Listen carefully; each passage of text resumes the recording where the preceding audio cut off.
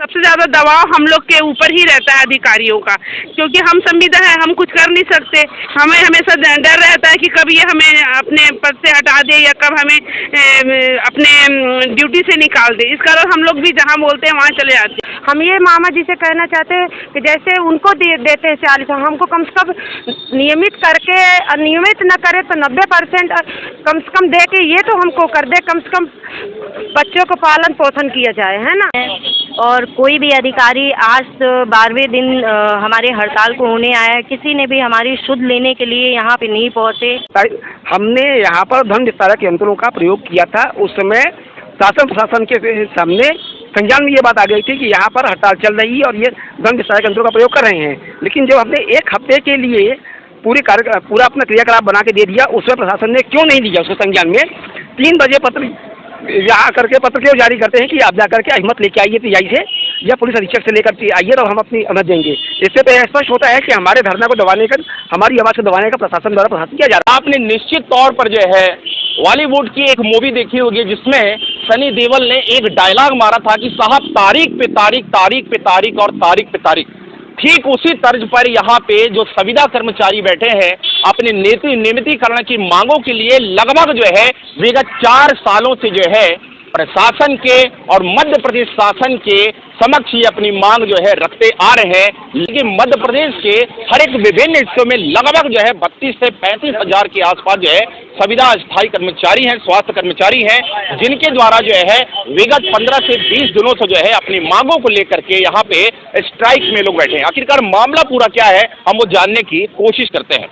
जैसा कि सुबगाहट बतौर एक जानकारी है कि जून 2018 की नीति में ऐसा कुछ आश्वासन दिया गया था गवर्नमेंट की ओर से कि आप सभी लोग को जो है नियमित किया जाएगा और जो रेगुलर कर्मचारी अधिकारी हैं उनकी तुलना में तमाम प्रकार की जो फैसिलिटीज़ दी जाती हैं वो आप लोगों को भी मिलेगा। किस हद तक ये बात सही है और वाकई में क्या उस अपने आश्वासन के स्वरूप ये खरे उतर रहे हैं या नहीं उतर रहे, क्या है पूरी बात?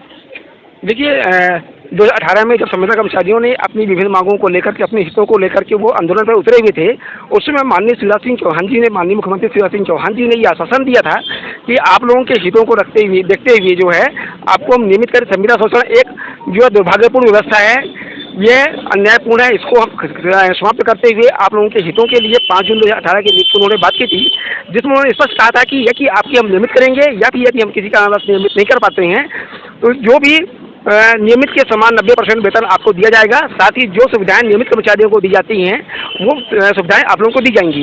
लेकिन 2018 से लेकर के आज दिनांक तक जो है ये अपने वचन पर खरे नहीं उतर रहे हैं, जिसके लिए हम लोगों ने कई बार पत्राचार भी किया था। और इतना ही नहीं, 2020-21 में आपने देखा जब कोरोना महामारी चल रही थी, जिसमें लोग अपने परिजनों को छोड़ करके यहाँ वहाँ भाग रहे थे, अपनी जान बचा रहे थे। ऐसी स्थिति में हमारे यही कर्मचारी हैं जो बैठे हुए हैं इस पंडाल पर, वो अपनी जान पर खेल करके उनकी सेवा कर रहे थे। उन्होंने अपने घर परिवार की सेवा नहीं थी। हम लोगों को प्रशस्ति भी दिया गया था कि आप लोगों ने उत्कृष्ट सेवा किया है। ये उम्मीद थी कि चलिए कोरोना में हम लोगों ने अच्छा काम किया, शासन का सहयोग कर रहे हैं तो शासन हमारे बारे में सोचेगी। लेकिन देख रहे हैं सिर्फ हमको जो है लाली पापड़ झुंझुना दे करके सिर्फ आश्वासन के नाम पर उठाया जा रहा है। कई बार राष्ट्रीय स्वास्थ्य मिशन ने पत्र जारी किया, बुलाया, कमेटी बनाई उन्होंने कि आपकी मांगों पर विचार किया जा रहा है। 2018 से लेकर के 2022 तक जो है जितनी बार भी वो हमको वार्तालाप के बुलाते हैं वहाँ पर अधिकारी गायब हो जाते हैं, डेट बढ़ा दी जाती है। तो विवश होकर के हम लोग इस आंदोलन के लिए जो है अग्रसर हो रहे हैं। मैं एक ANM हूँ, श्रीमती सुधा प्रधान नाम है मेरा। जबकि उस समय मतलब स्टाफ की बहुत कमी थी, स्टाफ नर्सों की। हम ANM लोग ने मेडिकल कॉलेज में दिन रात काम किया। बोला गया था कि हमें 10,000 रुपये पेमेंट के साथ हमें एक्स्ट्रा राशि दी जाएगी, लेकिन 3 महीने पश्चात हम लोग को बोला जाता है कि 10,000 रुपये हम आपको दे रहे हैं, लेकिन वो किस्तों में हमसे काटा जाएगा। मतलब लोन दिया जा रहा है हमें 10,000 रुपये, जो कि ये बिल्कुल गलत है। जो भी उन्होंने आश्वासन किया था कि कोविड के बाद हम आप लोग को सहाय करेंगे, ये करेंगे, लेकिन ये सारी झूठे हैं। और बस हम लोग को आश्वासन पे ही आज तक 2018 से आज ये 5वां साल है, सिर्फ आश्वासन के अलावा हम लोग के साथ कुछ नहीं। और जितना भी शोषण होता है वो सब हम संविदा स्टाफों के साथ होता है, चाहे वो सपोर्ट स्टाफ हो, चाहे वो ANM हो, चाहे वो ऑपरेटर हो, चाहे वो लैब टेक्नीशियन हो, चाहे वो स्टाफ सिस्टर हो या ऑफिसर हो और डॉक्टर हो। हम सबों के साथ बस सबसे ज़्यादा हम लोग के साथ में क्या बोलते हैं गलत होता है।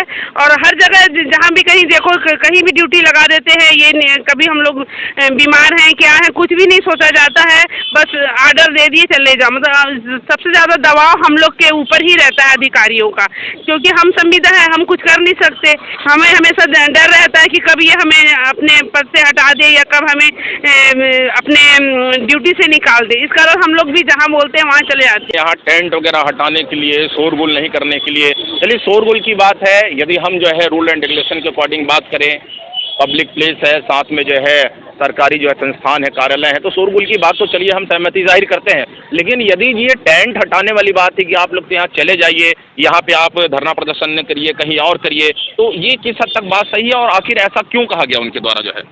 ऐसा है, जहाँ तक जानकारी मुझे विगत 20 वर्षों से मैं देख रहा हूँ, जयसम चौक नगर पालिका द्वारा जयसम चौक को ही धरना स्थल बनाया हुआ था। और हम लोग अब हो सकता है कि शासन प्रशासन का दबाव है कि हमारे आंदोलन तोड़ने के लिए, क्योंकि जब संविदा स्वास्थ्य कर्मचारी अपना हड़ताल पे चले गए हैं, ऐसी स्थिति में निश्चित तौर पर ऐसी स्थिति बन रही कि स्वास्थ्य व्यवस्थाएं बिगड़ रही हैं।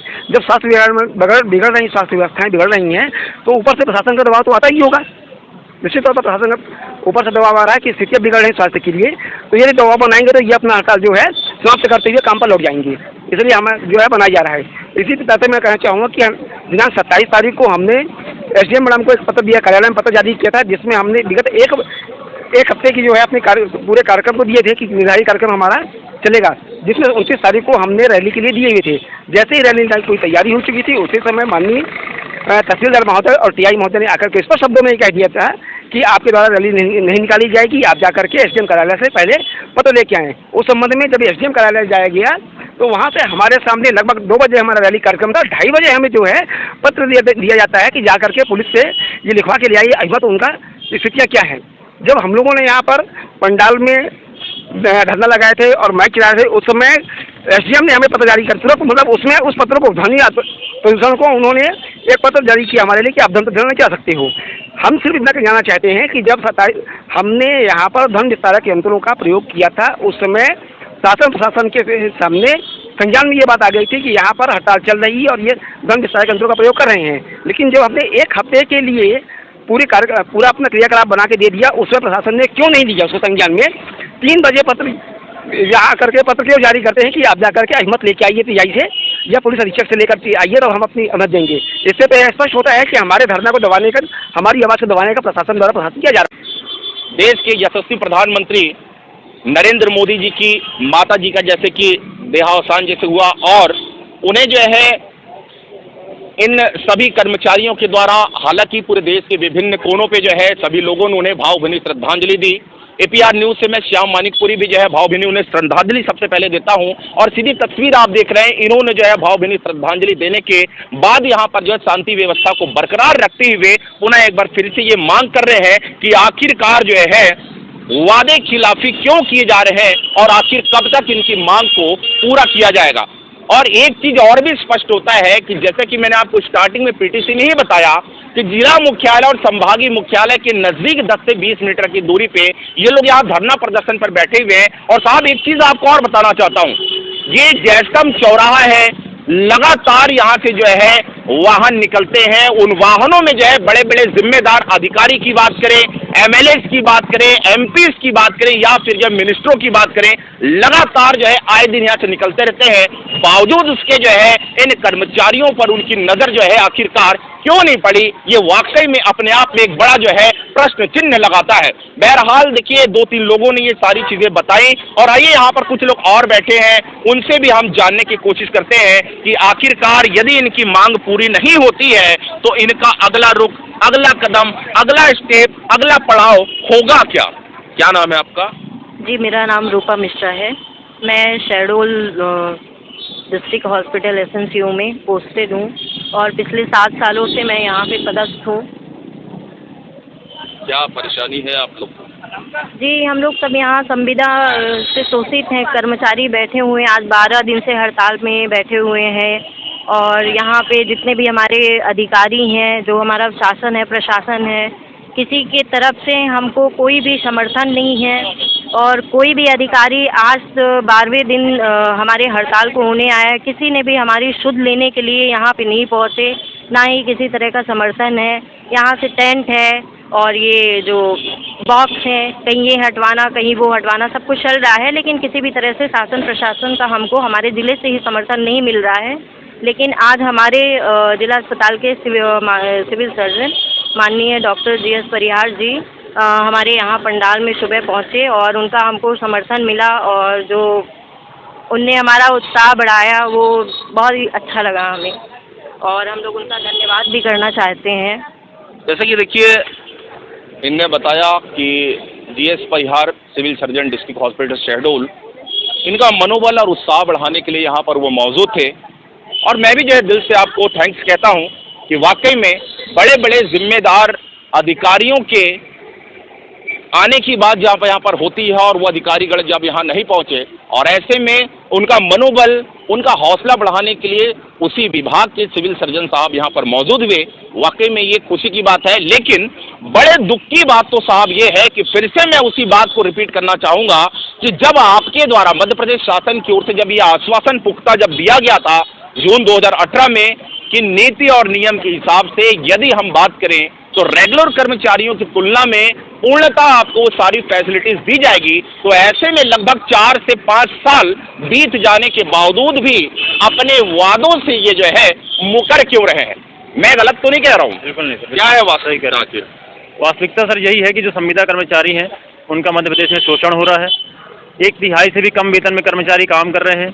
कोविड का दौर सभी ने देखा कि कोविड में किस तरह से स्वास्थ्य कर्मचारी जो है अपना जान जोखिम में लगा के काम किए और जहाँ तक आदरणीय माननीय शिवराज सिंह चौहान जी की बात है, उन्होंने भी 2018 का जब हमारा हड़ताल हुआ था उसमें ये कहा था कि संविदा जो है ये शोषण की व्यवस्था है और हम इसे समाप्त कर देंगे जो है। लेकिन पता नहीं किस किस कारणों से माननीय मुख्यमंत्री जी हमारी समस्या को नहीं समझ पा रहे हैं कि हम आज भी जो है लगभग 10-10, 12-12 साल से कर्मचारी काम कर रहे हैं और जो हमारे साथ के कर्मचारी हैं उनका वेतन आज 50,000, 55,000 पहुँच गया है और हमारा वेतन 15,000 ही है। तो अब समझिए कि 15,000 में आज के समय क्या संभव है किसी के, मतलब आज जो घर परिवार 15,000 में चलाना कितना कठिन होता है। यदि हम बात करें 2018 के अकॉर्डिंग जब ये बातें कही गई थी, ऐसी हमें जानकारी है कि तमाम और भी ऐसे विभाग है जो संविदा कर्मचारी हैं अस्थायी रूप से, तो ऐसा आप लोग बता रहे थे कि उन लोगों को जो है जो वादा किया गया था 2018 में वो सारी चीजें उनके लिए जो है हक में चली गई है, लेकिन आप लोग के नहीं। ये बात किस हद तक सही है? कुछ विभागों में जो है जो 2018 की संविदा नीति बनी थी तो कुछ विभागों में इसकी पॉलिसी जो है लागू हो चुकी है, लेकिन स्वास्थ्य विभाग में अभी तक जो है पंचायत जो हो गया और NLLM जो आजीविका मिशन होता है उनमें 90% का जो सरकार का जो आश्वासन था वो लागू हो गया है, लेकिन स्वास्थ्य विभाग में अभी तक जो है ये लागू नहीं हो पाया है। 2018 में जो नीति बनी थी मैं आपको बताना चाहूँगा कि उसमें ये था कि जो शासकीय कर्मचारियों को मिलता है लगभग उसी के कैडर के हिसाब से आपको जो छुट्टियाँ मिलती हैं, जो सुविधाएं मिलती हैं, तो और भी जो गवर्नमेंट की स्कीम रहती है वो सारी चीज़ें संविदा कर्मचारियों को मिलेंगी। लेकिन आज दिनांक तक हमें जो है किसी तरह की कोई भी जो शासन के द्वारा आश्वासन दिया गया था उसका अभी तक किसी तरह से जो है पूर्ण नहीं हुआ है। जी, क्या नाम है आपका? मेरा नाम विक्रम कल्याणी, मैं संभागीय अध्यक्ष हूँ संविदा स्वास्थ्य कर्मचारी संघ। हमारी 2 सूत्री मांगे हैं, एक तो हमारा नियमितीकरण और दूसरा जो है हमारे निष्कासित साथियों की बात थी। सरकार के द्वारा 2018 की नीति बनाई गई थी, 2018 में हमारे द्वारा जो आंदोलन किया गया था उस समय सरकार द्वारा बोला गया कि हम आपके मांगों पर विचार करेंगे और मांग पूरी करने का पूरा प्रयास करेंगे, लेकिन उसके बाद भी उनके द्वारा कुछ नहीं किया गया। 2021 में भी हमने आंदोलन किया था, उस आंदोलन में भी केवल सरकार के द्वारा आश्वासन दिया गया, किसी तरह का कोई कार्य इसके संविदा कर्मचारी के लिए नहीं किया गया। इसके विरोध में हमने कई बार देश स्तर पर विभाग में जाके उनसे निवेदन भी किया कि हमारी जो नीति आपने लागू की थी 2018 की उसे लागू कर दिया जाए, उसको अमली जामा पहनाया जाए, किंतु गवर्नमेंट के द्वारा कुछ नहीं किया गया। अब विवश होकर हमको पुनः ये रास्ता अपनाना पड़ रहा है कि हमें आंदोलन का रास्ता अपनाना पड़ रहा है। हमने कई बार निवेदन किया, हमने कई बार उनसे कहा कि हमारी जो मांगे उन्हें पूरी कर दी जाए, किंतु अब तक शासन के द्वारा ध्यान नहीं दिया जा रहा है और ये निरंतर अनिश्चितकालीन ये हड़ताल जारी रहेगी। बहरहाल APR न्यूज़ के लिए मैं श्याम मानिकपुरी, जय हिंद, जय भारत।